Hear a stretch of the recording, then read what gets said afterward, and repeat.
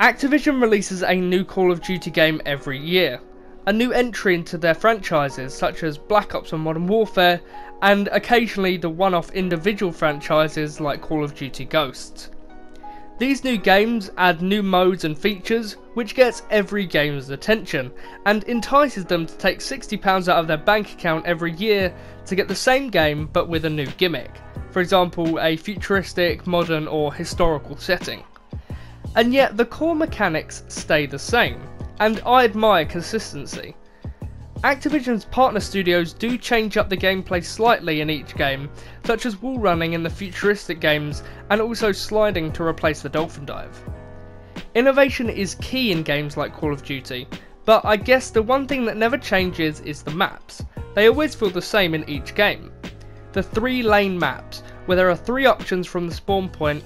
There's always at least one of those maps in every entry in the series. The Call of Duty community is very toxic. They will want one thing and then they'll want another. This is very evident with the settings of Call of Duties. At one moment they'll want a modern Call of Duty and then they'll want a historical one. And there's usually uproar over it either way, so the community's never really that happy over it. But to keep the player base engaged, Treyarch, Infinity Ward and Sledgehammer all charge around £30 for more DLC maps, and they still always feel the same, and just give us the same map almost, but just with a new skin. So you get charged about £60 for the base game, and £30 for the DLC packs. Now, of course, you don't just get the multiplayer maps now, but with the newer titles, you actually get zombies maps, with their own fleshed out stories, ideas and innovations. Personally for me, this is the reason why I play Call of Duty, just for the zombies mode. I don't play it for the multiplayer, even though I pay for the season pass every year. It's just something that I personally enjoy and I'm happy to spend the money on those DLC packs.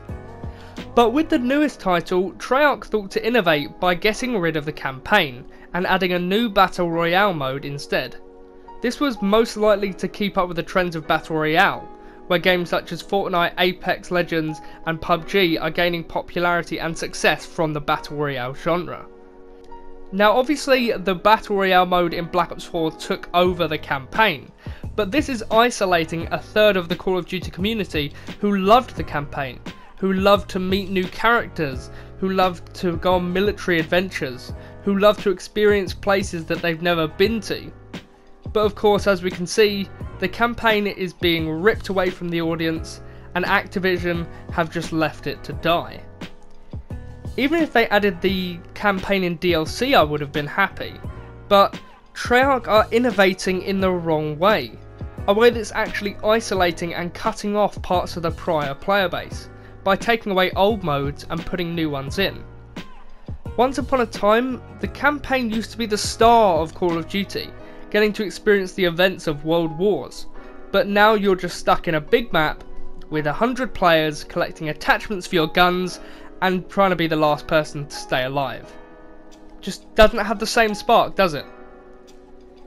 Treyarch could have left that campaign in though, because there was talk that they had already started development on that campaign for Black Ops 4, but scrapped it for the Battle Royale, which I think is absolutely ridiculous, because the only real story now in Black Ops 4 is for the zombies mode, where they have the Chaos storyline and the Ether storyline.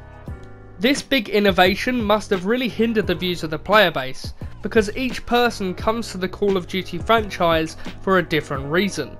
Some come for the multiplayer, some come for the campaign, and others come for zombies. So either way, those 3 mechanics need to stay in place. If anything, Treyarch could have just released Blackout later on in the Black Ops 4 lifecycle, and kept development on the campaign, and then obviously released the Blackout mode later.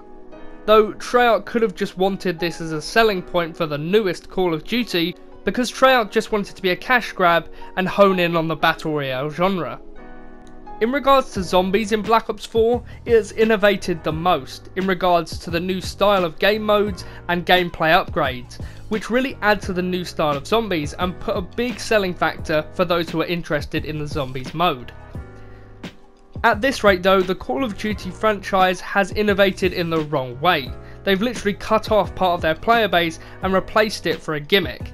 that is right now popular, but perhaps might not be in a few years' time, unfortunately. This is just how business works. They pick up on something that's popular and put it into a game to look cool and trendy.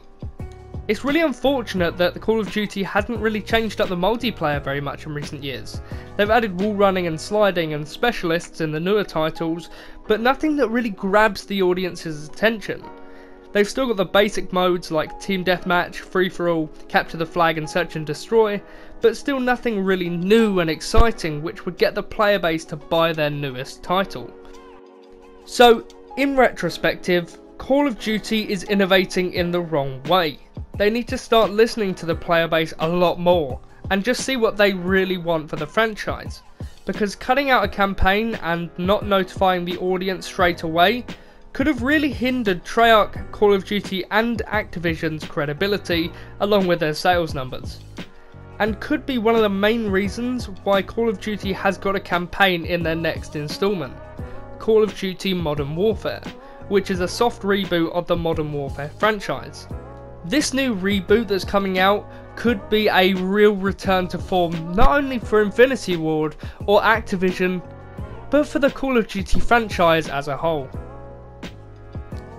Thank you very much for watching. If you did enjoy this video and you'd like more videos like this, then please consider subscribing so you don't miss another video from me.